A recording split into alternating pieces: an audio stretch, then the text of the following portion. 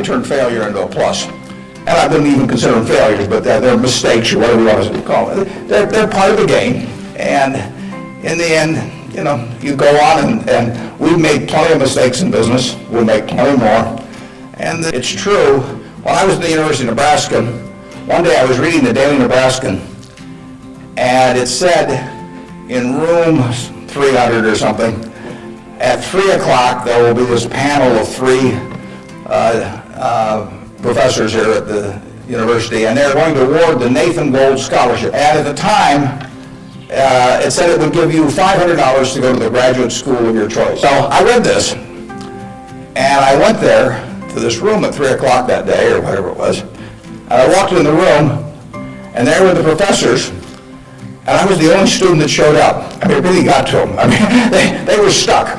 They kept waiting and looking at their watch and hoping there'd be more candidates, but no one came in. So I won $500 by default. And those are usually my biggest triumphs when nobody else shows up. And so here I was. I had $500 to go toward it wasn't limited, any graduate school for a master's degree. So I applied to Harvard. My dad wanted me to.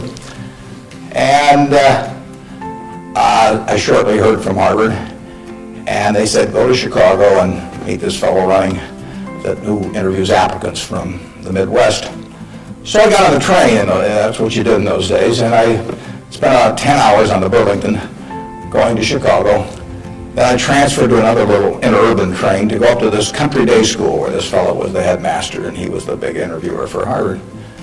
And I got there, and after about 10 minutes, he said, better think about something else. But, he come back later on. I was 19 at the time, and I looked about 12, and I acted about 8. It was not a great combination. So he said, forget it.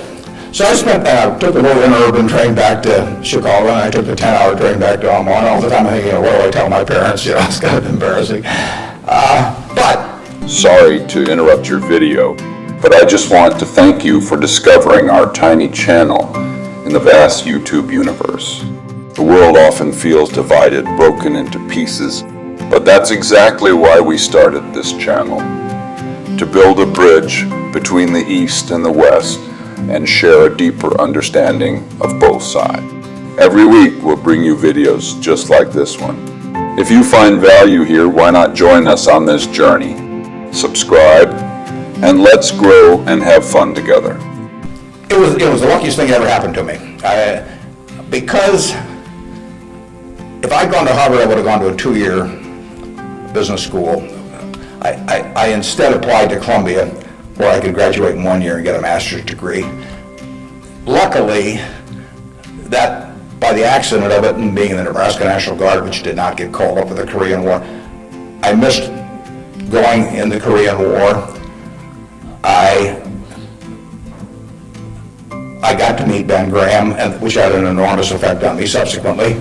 And I probably got my wife that way because she was going to Northwestern, and I was able to put on sort of a full court press because I got out in 1 year, and otherwise she'd have met some other guy. I mean, I got her before the competition showed up, and so it worked out wonderfully. It couldn't have worked out better, and that's been my life basically. I mean, things, you will get some disappointments,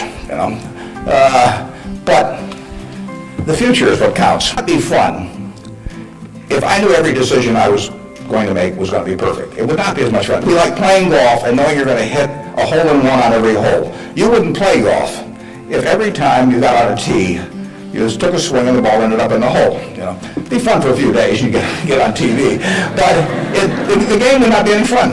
So it's failure, and I wouldn't even consider them failures, but they're mistakes or whatever you want to call them. They're part of the game, and in the end, you go on, and we've made plenty of mistakes in business. We'll make plenty more.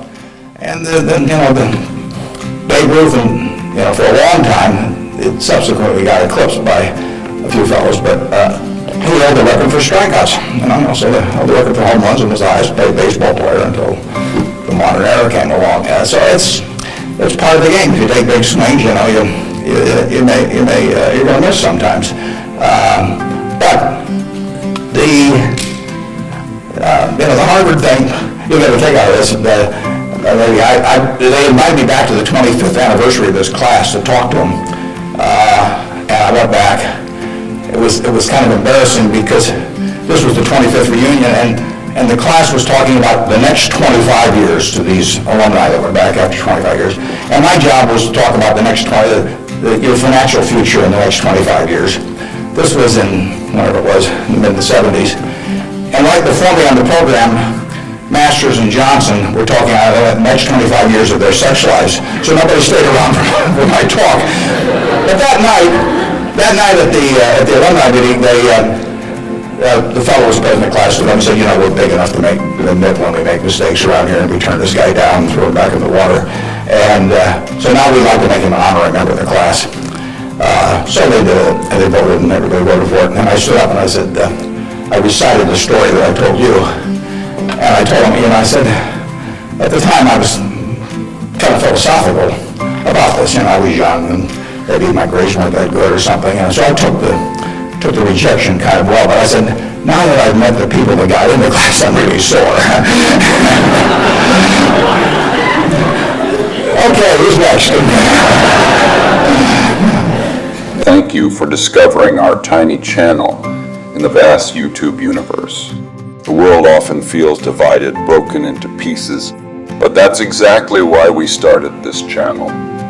To build a bridge between the East and the West and share a deeper understanding of both sides. Every week we'll bring you videos just like this one.